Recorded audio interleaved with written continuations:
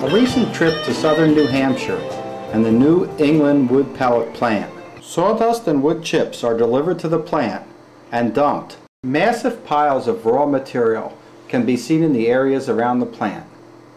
A front-end loader scoops up this raw material and moves it to a screw auger, which loads it into the pellet production process. This is done by feeding the material into a 60-foot long dryer and burning 15% of the material in an industrial furnace in order to drive the moisture out of the remaining 85%. A giant 300 horsepower fan pulls the chips and sawdust mix through the dryer and then through a series of 6 stainless steel cyclones which separate out different sizes of the dry raw material. Next, the mixture goes through a screening process and the larger chunks are sent to a hammer mill, a device which breaks it into the perfect size for making wood pellets. The material is now moved between buildings and stored in silos. New England Wood Pellet runs 3 pellet mills, which can provide 12 to 15 tons an hour of output in total. The pellet mills take the clean, dry sawdust and compress it using no additives into pellets that range from 1/4 inch to 1¼ inch in length.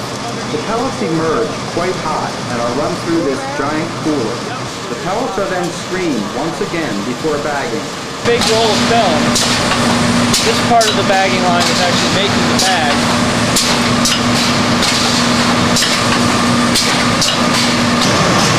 So we're always right at 40 pounds.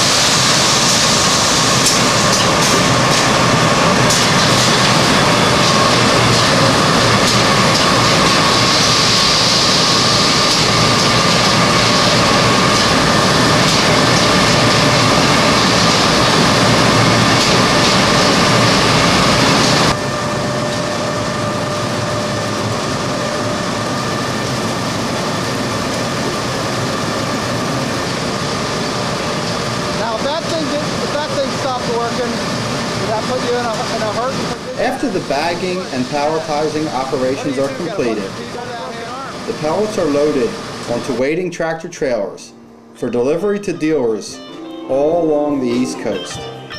New England Wood Pellet can also deliver pellets in bulk to storage silos which feed central heating units for residential, commercial, or industrial applications.